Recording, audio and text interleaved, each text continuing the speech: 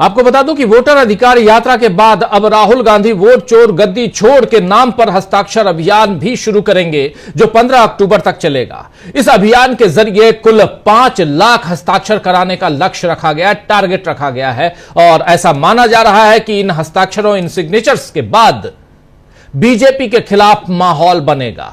वैसे राहुल गांधी ने अब वोट चोरी के मुद्दे को बेरोजगारी से भी जोड़ दिया है।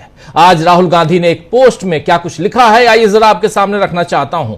उस पोस्ट में राहुल गांधी लिखते हैं कि भारत में युवाओं की सबसे बड़ी समस्या बेरोजगारी है और इसका सीधा रिश्ता वोट चोरी से है।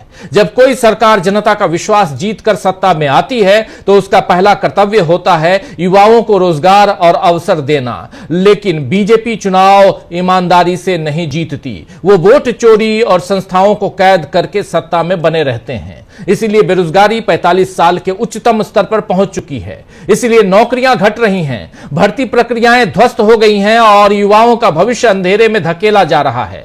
इसीलिए हर परीक्षा पेपर लीक और हर भर्ती भ्रष्टाचार की कहानियों से जुड़ी रहती हैं। देश का युवा मेहनत करता है, सपने देखता है और अपने भविष्य के लिए संघर्ष करता है, लेकिन मोदी जी सिर्फ अपनी पीआर और सेलिब्रिटीज से अपना गुणगान करवाने और अरबपतियों के मुनाफे में व्यस्त हैं। युवाओं की उम्मीदों को तोड़ना और उन्हें हताश करना इस सरकार की पहचान बन चुकी है। अब हालात बदल रहे हैं। भारत का युवा समझ चुका है कि असली लड़ाई सिर्फ नौकरियों की नहीं बल्कि वोट चोरी के खिलाफ है, क्योंकि जब तक चुनाव चोरी होते रहेंगे तब तक बेरोजगारी और भ्रष्टाचार भी बढ़ते रहेंगे। अब युवा न नौकरी की लूट सहेंगे न वोट की चोरी। भारत को बेरोजगारी और वोट चोरी से मुक्त करना ही अब सबसे बड़ी देशभक्ति है।